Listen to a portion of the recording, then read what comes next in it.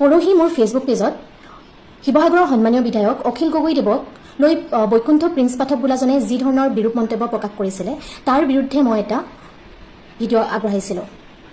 কিন্তু বৰ্তমান বৈকুণ্ঠ প্ৰিন্স পাঠকদেৱে সেই ভিডিঅ'টোক গ্ৰহণ সানি সমাজত বেলেগ ধৰণে প্ৰচাৰ কৰি থকা দেখিবলৈ পাইছোঁ। প্ৰথম কথা, মই সেই ভিডিঅ'টোত কোনো ধৰণৰ সংগঠনক দোষাৰোপ কৰা নাছিলোঁ আৰু কোনো পৰকীয়া প্ৰেমক সমৰ্থন জনায়ো ভিডিঅ'টো কৰা নাছিলোঁ। সেই ভিডিঅ'টো আছিল একমাত্ৰ এজন ব্যক্তি আৰু সেইজন হৈছে বৈকুণ্ঠ প্ৰিন্স পাঠক বোলা এই দালালটোৰ ওপৰতহে। তেওঁ বৰ্তমান প্ৰচাৰ কৰি আছে যে মই পৰকীয়া প্ৰেমক সমৰ্থন জনাইছোঁ আৰু সমৰ্থন জনাই নদী আৰু নাৰী জাগ্ৰত শক্তি অসম নামৰ সেই নাৰী সংগঠনটোকো অপমান কৰি আছোঁ। আপোনাৰ মগজটো বেয়া হৈছে নেকি? মই তাত কেতিয়া সেইকেইটা শব্দ ক'লো আপুনি দেখাই দিব পাৰিবনে? প্ৰথমতে আপুনি এটা কথা কওক, লাভ জেহাদ মানে কি? আপুনি মোক সেইটো প্ৰশ্নৰ উত্তৰ দিব লাগিব। লাভ জেহাদ মানে কি আৰু অখিল গগৈদেৱে ক'ত লাভ জেহাদ কৰিলে, কি প্ৰমাণ আছে আপুনি মোক প্ৰমাণ সহকাৰে দিব লাগিব, নহ'লে আপোনাৰ ওপৰত আমি বিহিত ব্যৱস্থা গ্ৰহণ কৰিম। প্ৰথম কথা হ'ল নদী আৰু নাৰী জাগ্ৰত শক্তি অসমৰ বহুতো কাম কাজ আৰু বহুকেইগৰাকী মহিলাৰ কষ্টক মই সমৰ্থন জনাওঁ। তাৰে এগৰাকী হৈছে সেই সংগঠনটোৰ কেন্দ্ৰীয় সভানেত্ৰী জোনমণি বাইদেৱে যিদৰে দেহে কেহে কাম কৰিছে, হয়তো আপোনালোকে নাজানে সেইগৰাকী মহিলাই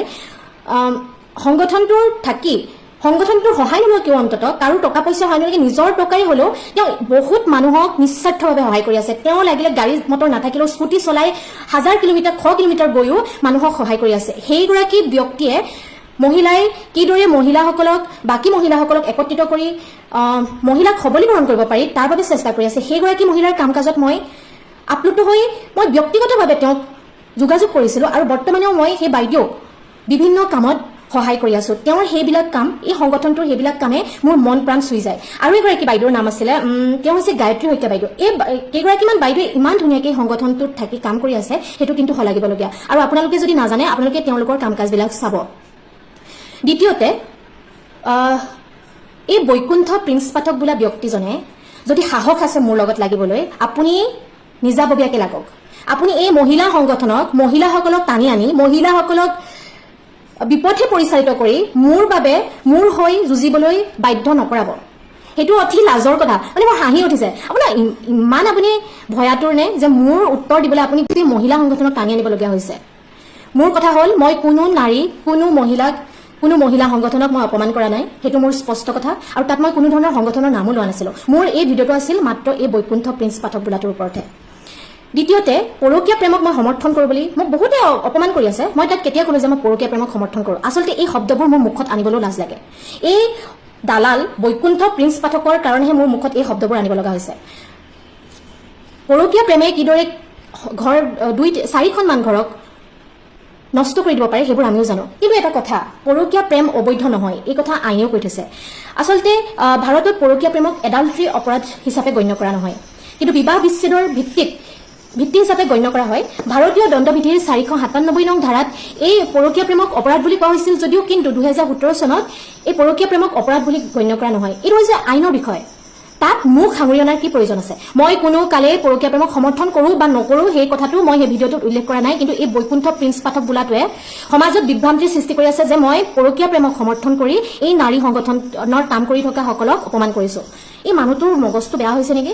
চাওক, আপোনাৰ টিআৰপি ল'বলৈ মন গৈছে বা আপোনাক মোক সমালোচনা কৰিবলৈ মন গৈ আছে, চিধাকে সমালোচনা কৰক। আপুনি এনেই কাৰোবাক টানি আনি উচতনি দি মোৰ বিৰুদ্ধে জগাব নালাগে, গম পাইছেনে মহাশয়? আৰু এটা কথা, এই বৈকুণ্ঠ প্ৰিন্স পাঠক বোলাজনে AC গাড়ীৰ ভিতৰত সোমাই মহিলাৰ ওপৰত ভাষণ দি আছে, কিন্তু তেওঁ ফিল্ডত নাথাকে দেই। মই জনামতে তেওঁ ফিল্ডত নাথাকে। তেওঁ তেতিয়াহে ফিল্ডত যায় য'ত পৰকীয়া প্ৰেমৰ কিবা সংসূত্ৰ পায়, য'ত তেওঁ সুবিধা ল'ব পাৰে, য'ত দালালি কৰিব পাৰে, তাতহে তেওঁ গৈ জঁপিয়াইগৈ। সেই কথাটো মোক বহু লোকে কৈছে, মই প্ৰমাণ পাইছোঁ। তাৰ ওপৰত ভিত্তি কৰিহে মই কথাটো কৈছোঁ। এই মহিলাসকলক, যোনসকল মহিলাই সঁচাকৈ সমাজৰ বাবে কাম কৰি আছে, সেইসকল মহিলাক কোনো কালেই সমাজত স্বীকৃতি নিদিয়ে, তেওঁ সংগঠনৰ কোনো কালে স্বীকৃতি নিদিয়ে। কিন্তু তেওঁ এই অবৈধ প্ৰেম বা পৰকীয়া প্ৰেমৰ যেতিয়াই কিবা এটা ওলায় তাতে গৈ তেওঁ তাত জঁপিয়াই পৰি সুবিধাটো ল'বলৈহে যায়। এই মহিলাসকলে যে মহিলাৰ কাৰণে বহুত আৰু কিবা কিবি ভাল কাম কৰি আছে সমাজত, সেই কামত কিন্তু কোনোদিন অনুপ্ৰেৰণা নজগায়। আৰু এই ব্যক্তিজনে এটা মহিলা সংগঠন খুলি আচলতে মহিলাসকলক অপমানহে কৰি আছে। তেওঁ মহিলাসকলক খটুৱাই আছে, আৰু খটুৱাই আছে অকল এই পৰকীয়া প্ৰেমৰ এই বিষয়টোৰ ওপৰতহে। এই বিষয়টো হৈছে এটা আইনৰ বিষয়। এই বিষয়টোৱে যে এই মহিলাসকলৰ কাৰণে যে লাগি থকা, এই মহিলাসকলক কিন্তু কেতিয়াবা বিপদত পেলাব। যিসকলে আইনৰ সকলো দণ্ডবিধি জানে সেইসকলে কিন্তু আপোনালোকৰ ওপৰত কেতিয়াবা বিহিত ব্যৱস্থা ল'ব পাৰে। কাৰণ এই পৰকীয়া প্ৰেম হৈছে এটা ব্যক্তিগত বিষয়। হয়, যদিহে সেই পৰকীয়া প্ৰেমে সমাজত পৰিৱেশ বিনষ্ট কৰিছে বা পৰিয়ালটো ধ্বংস কৰিছে, তাৰ কাৰণে আইন কানুন আছে। আপোনালোক কোন হয়? আপোনালোকে যে গৈ সেই সংগঠনটোৰ সেই ঘৰখনত গৈ অশান্তি, আচলতে মহিলাসকলে বা বিবেকবান মহিলাসকলে সেইটো কামত নাযায় কিন্তু দেই, এই বিষয়টোত, এই পৰকীয়া বিষয়টোত যায় কেৱল এই বৈকুণ্ঠ প্ৰিন্স পাঠক বোলাটোহে, আৰু গৈ তাত দালালি কৰে, কিদৰে পইচা খাব পাৰি তাৰ হিচাপ নিকাচ কৰিবলৈহে তাত সোমাই গৈ। এইবিলাক কথা আমি শুনিবলৈ পাইছো। মহাশয়, আপোনাৰ যুক্তি আছে যদি এই বিষয়ত মাতক, মোক উত্তৰ দিব। আৰু লগতে আপুনি মহিলাসকলক টানি আনি মোৰ বিৰুদ্ধে উচতোৱাৰ কোনো প্ৰয়োজন নাই। মই কোনো সংগঠন, মই কোনো মহিলাক লৈ অপমান কৰা নাই। মই আহোম ৰমণী, গম পাইছেনে? মই আপোনাতকৈ বেছি মহিলাৰ কাৰণে যুঁজি আছো, যুঁজিম। আপুনি ওপৰতে দালালি কৰি মহিলাৰ কাৰণে মই কাম কৰিছো বুলি দেখাই থাকি লাভ নাই। আপোনাৰ চৰিত্ৰ জনাই জানে। আৰু এটা কথা, দ্বিতীয়তে তেওঁ কৈছে মই সংগঠন কৰি অখিল গগৈদেৱৰ দৰে সম্পত্তি গোটোৱা নাই, কাজিৰঙা অৰ্কিড পাৰ্ক সম্পত্তি গোটোৱা নাই বোলে। আপুনি অখিল গগৈ যদি ক'ৰবাত অবৈধ সম্পত্তি আছে, আপুনি তাৰ কাৰণে আইনী ব্যৱস্থা গ্ৰহণ কৰক। অখিল গগৈদেৱে অতীতৰ পৰা কৈ আছে আপোনালোকে মোৰ ওপৰত সকলো ব্যৱস্থা গ্ৰহণ কৰক, মোৰ ক'ত কি সম্পত্তি আছে আপোনালোকে দেখাই দিয়ক।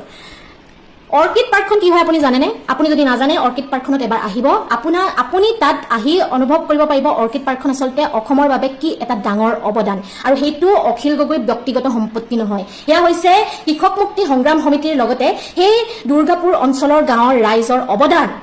এটা ডাঙৰ বৃহৎ অনুষ্ঠান। কাজিৰঙা ৰাষ্ট্ৰীয় উদ্যান চোৱাৰ লগতে মানুহে দেশ বিদেশৰ পৰা আহি অৰ্কিড উদ্যানত যি এক আনন্দ পায় সেইটো আপুনি অন্তত নুবুজিব। আপুনি ৰাজনীতিৰ কাৰণে অৰ্কিড পাৰ্কখনক টানি আনিছে, কিন্তু অৰ্কিড উদ্যানখন আচলতে ৰাজনীতিৰ বিষয় হ'ব নোৱাৰে।